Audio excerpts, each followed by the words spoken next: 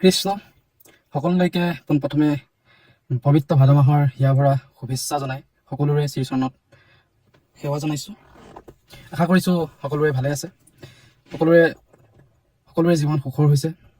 সুখ দুখনো আৰু কি, এয়া এক চিৰসত্য। আমি সুখ দুখৰ মাজেৰেই জীৱন যাপন কৰিব লাগিব। সুখ দুখ হৈছে বিধিৰ বিধান, যাৰ পৰা আজিলৈকে কোনো সাৰি যাব পৰা নাই। স্বয়ং ভগৱান শ্ৰীকৃষ্ণইও এই বিধিৰ বিধানৰ মতেই চলিবলগীয়া হৈছিল। বিধিৰ বিধানৰ মতেই তেওঁ জীৱন যাপন কৰি গৈছে। তেওঁ যেতিয়া জন্ম হৈছিল, কাৰাগাৰৰ ভিতৰত জন্ম হৈছিল।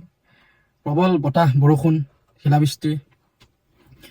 তেওঁ যেতিয়া লাহে লাহে এদিন দুদিনকৈ ডাঙৰ হৈ আহিছিল, বিভিন্ন ধৰণৰ অসুৰবিলাকে তেওঁক হত্যা কৰিবৰ বাবে প্ৰচেষ্টা চলাইছিল। তেওঁ যেতিয়া ডাঙৰ হৈছিল, তেওঁ যেতিয়া মথুৰালৈ যাবলগীয়া হৈছিল, তেতিয়া তেওঁ সকলোতকৈ প্ৰিয় ৰাধাক তেওঁৰ পৰা আঁতৰাই তেওঁ যাবলগীয়া হৈছিল। তেওঁ যেতিয়া মথুৰাৰ পৰা দ্বাৰকালৈ গৈছিল, তেতিয়া সমস্ত জগতে তেওঁক ভয়াতুৰ আৰু পলাতক বুলি হাঁহিছিল।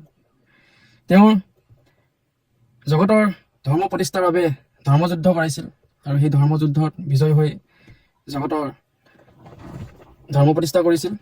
তাৰ ফলতো তেখেতে মাথো অভিশাপহে পাইছিল, যাৰ ফলত তেখেতৰ সমস্ত বংশ ধ্বংসমুখলৈ গৈছিল। অৱশেষত তেওঁৰ আগৰ জনমৰ ফলস্বৰূপে তেওঁৰ ভৰি তলুৱাত ধনুৰ কাঁহ লাগি তেওঁ মৃত্যুবৰণ হৈছিল।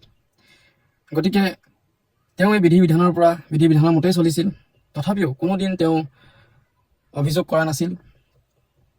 সদায় জগতৰ হিতৰ কাৰণে, জগতৰ মংগলৰ কাৰণে কাম কৰি গৈছিল আৰু জগতৰ উদ্ধাৰ কৰিছিল। গতিকে তেওঁৰ জীৱনটোও বহুত দুখময় আছিল, যদিও তেওঁৰ মুখত সদায় এটি মিচিকীয়া হাঁহি আছিল আৰু জগতৰ উদ্ধাৰৰ কাৰণে কাম কৰি গৈছিল।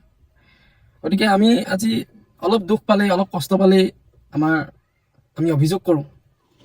আমি নিজৰ ভাগ্যক দুখ দিওঁ, কপালক দুখ দিওঁ, ভগৱানক দুখ দিওঁ। এনেকুৱা কৰিব নালাগে। এয়াৰ বিধিৰ বিধান, আমি বিধিৰ বিধানৰ মতে চলিব লাগিব।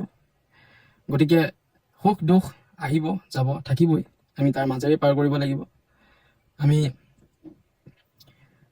প্ৰতি দুখ সুখ, প্ৰতি পৰিস্থিতিত মুখত মাথো এটা মিচিকীয়া হাঁহি লৈ আৰু অন্তৰত ভগৱানৰ নাম লৈ আমি আগবাঢ়ি যাব লাগিব।